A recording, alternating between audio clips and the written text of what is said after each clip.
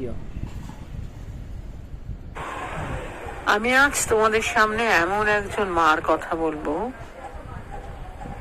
যাকে কোনো রকম কলুষতা কখনো স্পর্শ করতে পারেনি, তার মাতৃত্ব থেকে তাকে বিন্দুমাত্র স্খলিত করতে পারেনি। আমি তার জীবন কাহিনীর সামান্য একটা অংশ পাঠ করেছি মাত্র, এবং তার থেকেই সংগ্রহ করেছি আমার কবিতার আজকের রসদ। লিখেছি মাদার অফ অরফ্যান্স। কবিতা মাদার অফ অরফ্যান্স। নাম তার সিন্ধু, তাই শেবকাল, বড্ড দুর্ভাগা তার কপাল। স্কুলের পাঠ মাত্র 4 ক্লাস। দিন যেত তার মাঠে ঘাটে গরু মোষ চড়িয়ে চড়িয়ে। 10টি বছর হতে না হতেই বয়স 30-এর একটি ছেলের সাথে ধরে বেঁধে বিয়ে দিল তাকে। 19 বছরে 3টি সন্তান, তার উপরে চলল জল্লাদের আস্ফালন। বউকে আশ মিটিয়ে চাবুক মারে, অন্তঃসত্ত্বা অবস্থায় তাকে লাথি মারতে মারতে গোয়াল ঘরে ফেলে দেয় টেনে হিচড়ে। এসবই তার উন্মত্ত স্বামীর কপট লীলা, পণের টাকা না পাওয়ার জ্বালা। অতঃপর অত্যাচার সহ্য করতে না পারায় একদিন স্বামীর ঘর থেকে বিদায় নিল সে। বাপের বাড়িতেও মিলল না তার আশ্রয়, সমাজে তাকে দিল না কোল।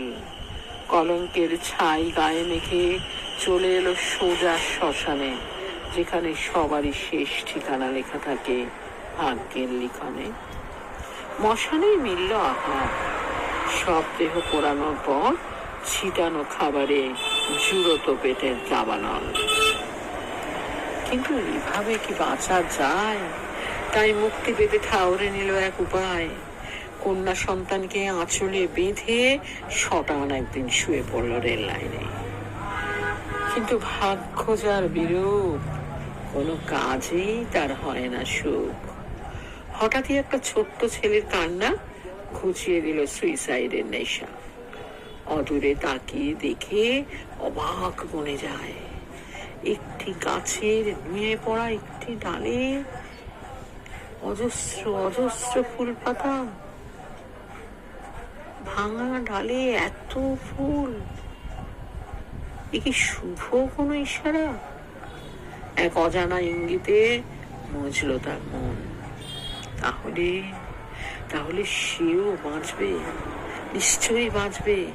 ভাগ্য টাগ্য বলে কিছু নেই, স্পৃহা থাকলেই বাঁচা সম্ভব। যেই ভাবা সেই কাজ। অতঃপর এক হাতে আত্মজা, অন্য হাতে শিশুপুত্রটিকে নিয়ে চলে এলো রেল স্টেশনে। ভাগার থেকে খাদ্য খুঁজে এনে খাওয়ালো শিশু দুটোকে। তারপর একটা কাজের জন্য হন্যে হয়ে ছুটে বেড়ালো এদিক সেদিক, কিন্তু সাড়া পেল না কোথাও। অতএব শেষ অবলম্বন ভিক্ষা। ছোট্ট থেকেই গানের গলাটা বেশ ভালো, অতএব গান গেয়েই ভিক্ষা করবে সে। ভিক্ষা অন্নে বাঁচাবে নিজের শিশু সন্তানদের, বাঁচবে সে নিজে। এরই মাঝে ঘটে গেল সেই বিস্ময়কর ঘটনাটি। তার মাতৃত্বের শাশ্বত রূপে মুগ্ধ হয়ে বিধাতা যেন নিজে এসে দাঁড়ালেন তার সম্মুখে, এক উদার মানবিক মূর্তিতে। তার করুণার স্পর্শেই মা পেল একটি ঘর, অনাথ সন্তানরা খুঁজে পেল তাদের মাকে। এরপর অনেক অনেক জল গড়িয়ে গেছে জীবন নদের দুকুল বেয়ে। এখন তার পরিচয় মাদার অফ 1000 অরফ্যান্স। একদিন যাকে শ্মশানে থাকতে হয়েছে, খাবারের জন্য সপ্তাহের অপেক্ষা করতে হয়েছে, কলঙ্ক আর দুশ্চরিত্র অপবাদ মাথায় নিয়ে দিন গুজরান করতে হয়েছে, গোয়াল ঘরে সন্তান জন্ম দিয়ে নিজেকেই নিজের নাড়ি কাটতে হয়েছে, আজ তার কত সুখ, কত সম্মান, খ্যাতির পর খ্যাতি, পুরস্কারের পর পুরস্কার, 750টা অ্যাওয়ার্ড। প্যাকেট প্যাকেট অর্থ সাহায্যের বন্যা। অথচ একদিন কি নিদারুণ অসহায়তা তাকে গ্রাস করেছিল, আত্মহত্যায় প্রলুব্ধ পর্যন্ত করেছিল। গোয়াল ঘরে জন্মানো তার সেদিনের সেই কন্যা সন্তান আজ ডাক্তার, সেবা মহিমা।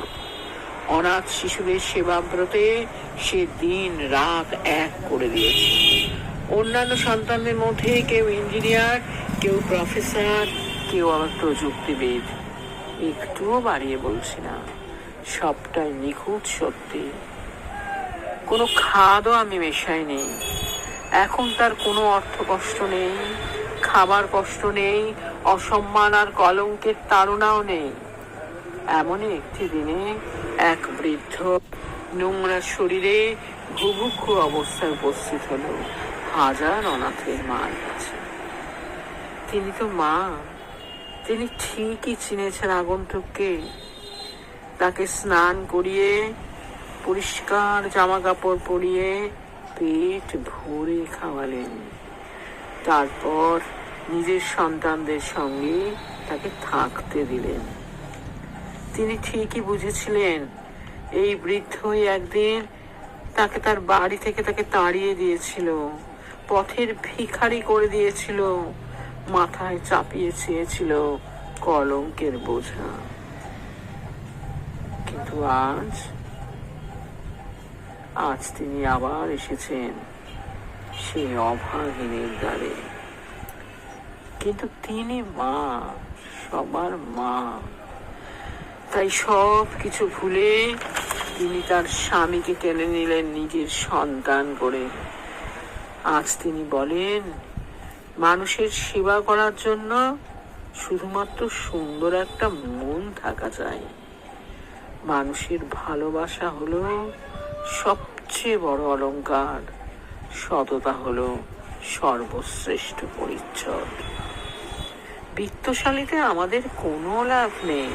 একজন ত্যাগী পারে অন্যের ত্যাগের মর্যাদা দিতে, প্রকৃত সম্মাননা জানাতে। এই ত্যাগেই আছে তৃপ্তি, আছে সুখ, শান্তি, আনন্দ, সুধা, আর সেই সঙ্গে মাতৃত্বের অনন্যতা। যে মাতৃত্ব তার সিন্ধুতাই শেবকালের পরিচয়কে বিলুপ্ত করে দিয়ে অনন্যতা দিতে চায় তার নতুন পরিচয়কে। যে মাতৃত্ব তার সিন্ধুতাই শেবকাল এই পরিচয়কে বিলুপ্ত করে দিয়ে অনন্যতা দিতে চায় তার নতুন পরিচয়কে। মাদার অফ 1000 orphans, হাজার হাজার অনাথের মা, হাজার অনাথের মা। Mother of 1000 orphans, mother of 1000 orphans। নমস্কার।